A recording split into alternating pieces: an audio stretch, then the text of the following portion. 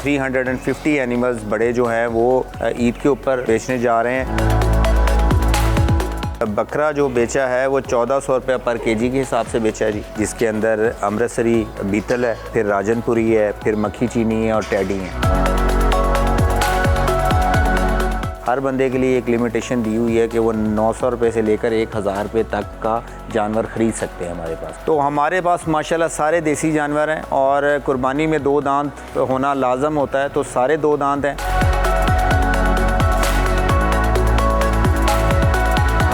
इस वक्त मेरे साथ उसामा ऐवान मौजूद हैं, जिन्होंने बकरियों और गायों के लिए बहुत ही मुनफरिद किस्म का एक खूबसूरत सा फार्म हाउस बनाया हुआ है। उसामा मुझे बताएगा कि ईद आ रही है, ईद को लेके प्रिपरेशंस कैसी हैं फार्म पे? अल्लाह का बड़ा करम है जी, बड़ी अच्छी प्रिपरेशंस हैं और अराउंड हमारी कैपेसिटी तो 1000 टोटल एनिमल्स हैं, छोटे जानवर मिला के। लेकिन इस वक्त जो हम 350 एनिमल्स बड़े जो हैं वो ईद के ऊपर बेचने जा रहे हैं और 200 के करीब बकरा था जो कि ऑलरेडी सोल्ड आउट हो चुका है। माशाल्लाह सारा बकरा आप पहले सोल्ड आउट? जी अल्हम्दुलिल्लाह जी बिल्कुल। और मुझे बताइएगा कि इनका रेट क्या है, कितने रुपए किलो जो है वो आप ये जानवर फरोख्त कर रहे हैं, छोटे जानवर? बकरा जो बेचा है वो 1400 रुपये पर केजी के हिसाब से बेचा है जी। ये कोई एवरेज बनता है, अगर 50 किलो का भी बकरा आप लगा लें जो कि बहुत हेल्दी होता है और उसमें तकरीबन कोई 24 किलो गोश्त 25 किलो गोश्त निकलता है, तो वो हमने कोई अराउंड 70,000 रुपये का जो है वो बेचा है। जैसे कि आपने कहा कि 70,000 रुपये तक आपके पास यहाँ पे बकरा मौजूद है, तो मुझे बताएगा मंडी में अगर जाते हैं वहाँ पे तो बकरों के रेट्स जो है वो बहुत ही ज़्यादा हाई हैं, 1 लाख रुपये 1.5 लाख रुपये, तो यहाँ पे आप 70,000 में किस तरीके से फ़रोख्त कर रहे हैं, इसका क्या सीन है? असल में इस तरह है कि हम तो कभी मंडी की तरफ देखते नहीं हैं और ना ही हमें देखना चाहिए। हम एक प्रॉपर जगह पे बैठे हैं और माशाल्लाह 7वां साल है, तो हम तो एक्सपेक्ट लोगों से ये करते हैं कि हम आपको अच्छी प्रोडक्ट देंगे और लोग हमारे से एक्सपेक्ट ये करते हैं कि हम बहुत रीज़नेबल प्रॉफिट के ऊपर उनको बकरा देंगे। तो मार्केट में आपने देखा है लास्ट ईयर में जो पोजीशन हुई है मंडी में, ना जानवर था और जो जानवर था वो 1.25 लाख रुपए का भी बिका है। तो ये बेसिकली तो ब्लैकमेलिंग है और हमारे फार्म हाउस के ऊपर अल्हम्दुलिल्लाह ऐसा कोई सीन नहीं है। हम मंडी की तरफ देखते भी नहीं है, जो रेट जायज़ होता है बस उस रेट के ऊपर बकरे बेचते हैं। उसामा मुझे बताएगा यहाँ पे माशाल्लाह काफ़ी सारे बकरे हैं, तो मुझे बताएगा कौन कौन सी नस्ल के, कौन कौन से किस्म के आपके पास यहाँ पे बकरे मौजूद हैं? ये ब्रीडिंग तकरीबन हम कोई 250 बकरी के ऊपर कर रहे हैं ऑलरेडी। हमारे पास कोई 4 किस्म की ब्रीड्स हैं, जिसके अंदर अमृतसरी बीतल है और फिर राजनपुरी है, फिर मक्खी चीनी है और टैडी है।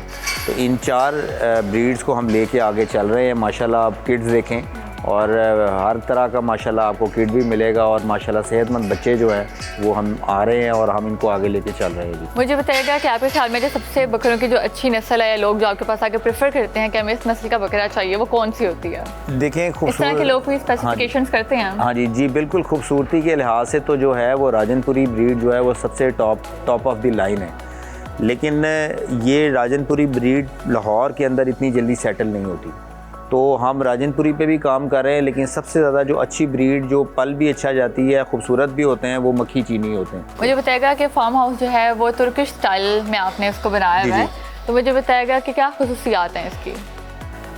बेसिकली जी ये एलिवेटेड शेड है और एलिवेटेड शेड का सबसे बड़ा फ़ायदा ये है कि जो बकरा या बकरी है इसका यूरिन जो है नीचे चले जाता है, जिसकी वजह से जो अमोनिया गैस है वो डायरेक्टली इनके रेस्पिरेटरी सिस्टम को हिट नहीं करती, और जब ये रेस्पिरेटरी सिस्टम को हिट नहीं करती तो जानवर जो है वो फिज़िकली स्ट्रॉन्ग रहता है और वो ज़्यादा से ज़्यादा जो है वो जो बच्चे प्रोड्यूस करती है बकरी, तो वो हेल्दी जो है वो बच्चे पैदा होते हैं दूध से। और मुझे बताएगा कि जैसे कि अभी जो है वो ईद आ रही है, गर्मी भी बहुत है, तो जानवरों के लिए आपने क्या यहाँ पे जो है वो सहूलियात फराहम की हैं, गर्मी से उनको खुसूसन किस तरीके से आप बचा रहे हैं?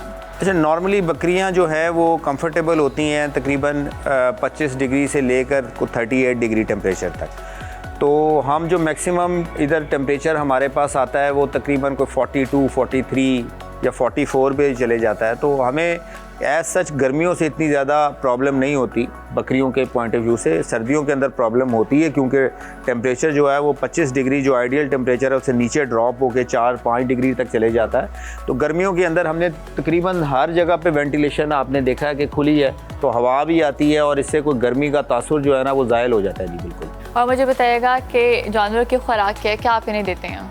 जानवरों को जी हम लूसन देते हैं, जानवरों को हम वंडा देते हैं, और यही 2 चीज़ें देने से जो हैं वो बकरी और बकरा जो है वो ग्रो करते हैं।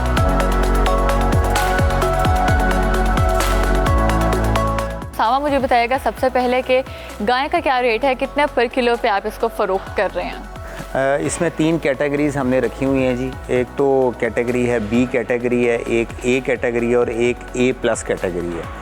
तो बेसिकली जो रेट है वो 900 से लेकर 1000 पर केजी है। A+ का या A+ का। और उसमें ये है कि जो जानवर हैवी होता है उसको हम कैटेगरी वाइज A+ में गिनते हैं और वो खूबसूरत भी हो। तो इसी तरह लोगों के पास चॉइसेस हैं कि वो 900 के अंदर भी फॉल कर सकते हैं जानवरों को लेके। तो हर बंदे के लिए एक लिमिटेशन दी हुई है कि वो 900 रुपये से लेकर 1000 रुपये तक का जानवर ख़रीद सकते हैं हमारे पास से। मुझे बताएगा कि यहाँ पे मैं देख रही हूँ काफ़ी सारा जो है वो आपके पास बड़ा जानवर मौजूद है। मुझे बताएगा इसमें से कितना अभी तक सेल आउट हो चुका है?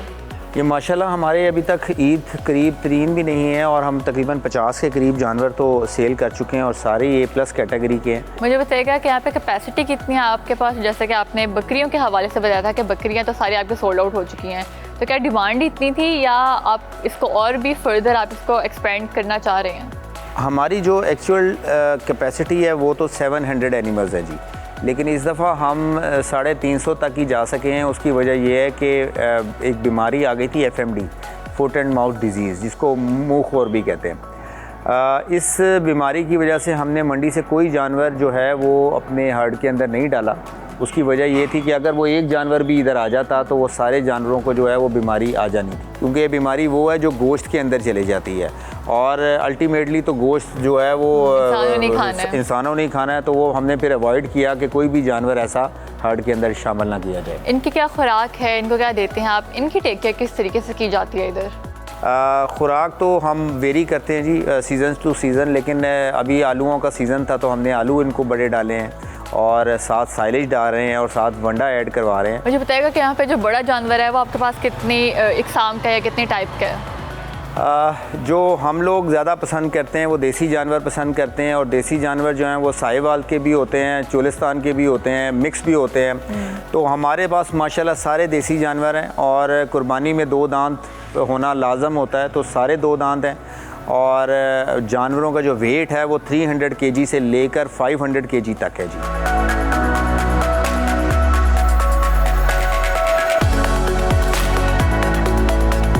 सामा मुझे ब्रीडिंग के हवाले से बताएगा कि SAFC भी जो है उन्होंने भी बहुत अच्छा एक स्टेप लिया, बड़ा अच्छा उनका भी इनिशिएटिव है ब्रीडिंग के हवाले से। तो आप बताएगा आप इस चीज़ को कैसे देख रहे हैं?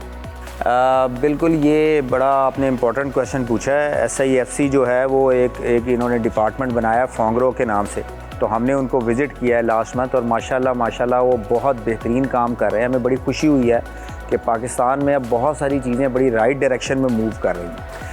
तो हमने उनको विज़िट किया और अब हम इन नियर फ्यूचर यानी कि कमिंग डेज़ के अंदर जो है अपनी जो कुछ गाय परचेज़ करके उनको देने लगे हैं फॉर एम्ब्रियो ट्रांसफ़र। तो हम इंशाल्लाह ताला भी उस ब्रीड के ऊपर हम लेके जा रहे हैं और हम पाकिस्तानी ब्रीड को जो पहले पाकिस्तान में थी और बाहर जाके उन्होंने डेवलप की, हम वापस इंशाल्लाह अपनी ब्रीड को इस लेवल तक ले जाएंगे कि दुनिया फिर हमारी ब्रीड को कॉपी करेगी।